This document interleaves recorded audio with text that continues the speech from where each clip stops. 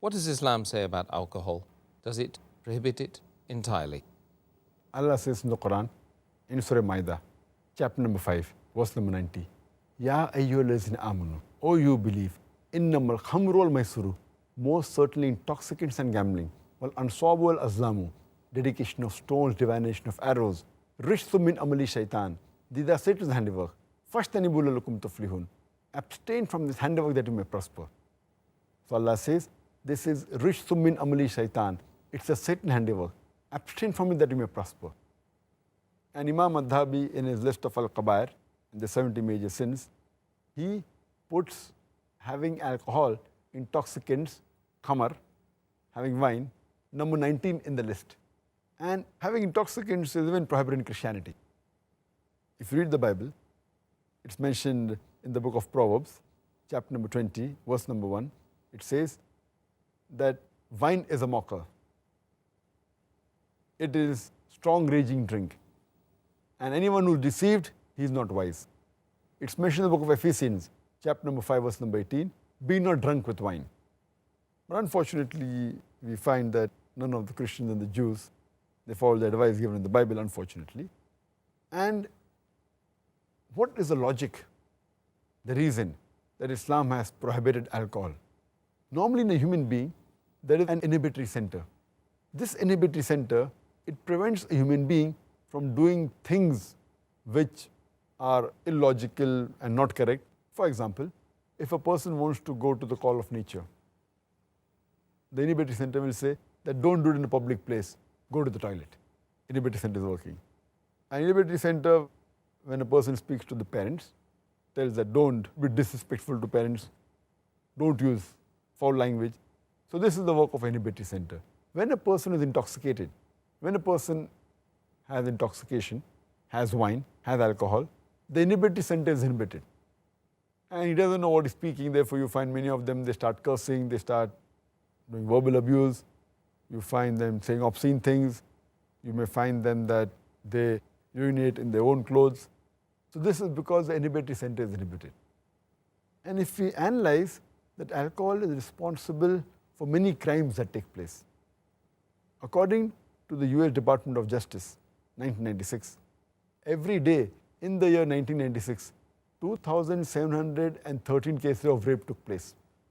That means every 32 seconds, one rape is taking place in America in 1996.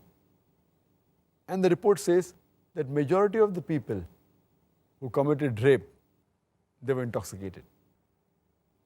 Furthermore, according to American statistics, it says that 8% of the Americans, they indulge in incest, having intercourse with a close relative. And it says that every 12th person you come across in America, they're doing incest. And majority of them, they're in a state of intoxication when they do incest.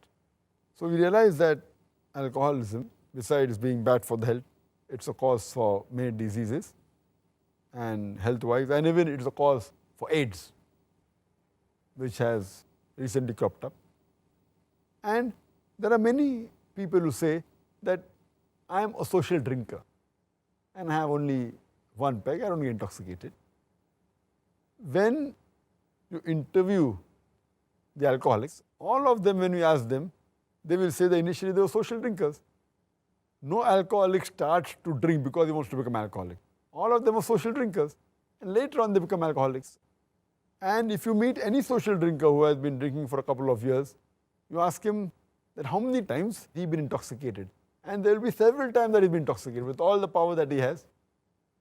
And once a person is intoxicated, and if he commits a sin like rape, like incest, it's an unforgivable sin and irreversible damage done.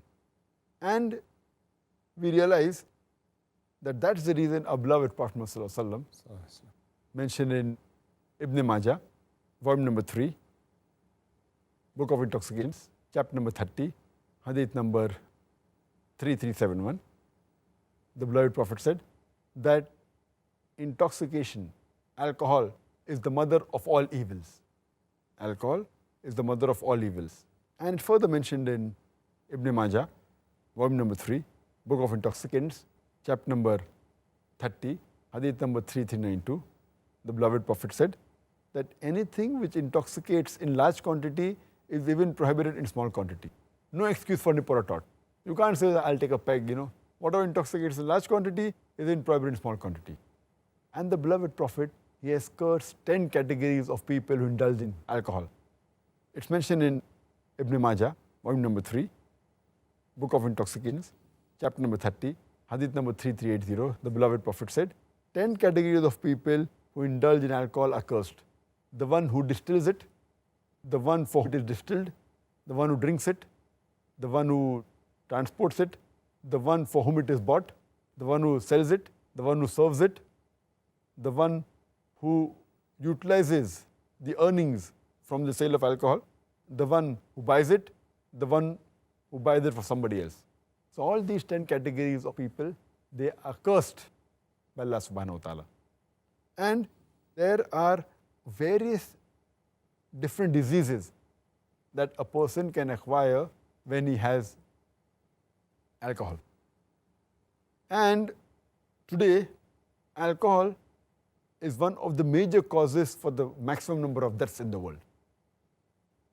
And today science tells us, and many people are aware of it, that the various diseases a person can have. The most common is cirrhosis of liver. If a person is alcoholic, he has high chances of having cirrhosis of liver. He can have cancer of the esophagus, cancer of the head and neck, cancer of the bowel, cancer of the liver. He can have gastritis, he can have esophagitis, pancreatitis, hepatitis. A person who has alcohol, there are chances that he will have cardiomyopathy, he will have angina, heart attack, atherosclerosis.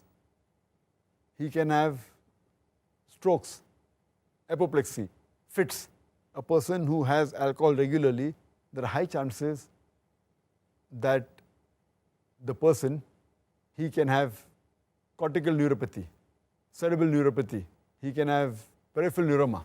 There are various diseases that a person can have due to the consumption of alcohol. Diseases such as Wernicke-Korsakoff syndrome, that involves amnesia of the recent memory and retention of the old memory. It's due to thiamine deficiency. A person who has alcohol, he can have delirium tremens, which is associated with alcohol. A person can have pellagra and he can have skin diseases.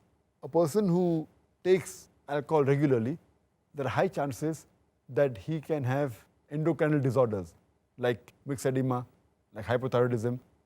He can have hematological disorders like microcytic anemia. He can have jaundice. He can have thrombocytopenia. He can have platelet disorders. A person who has alcohol, there are chances that the common drugs like metronidazole, flagyl, they can create a problem for a person who has alcohol regularly. A person who has alcohol regularly, he can have infections because the immunity system is decreased.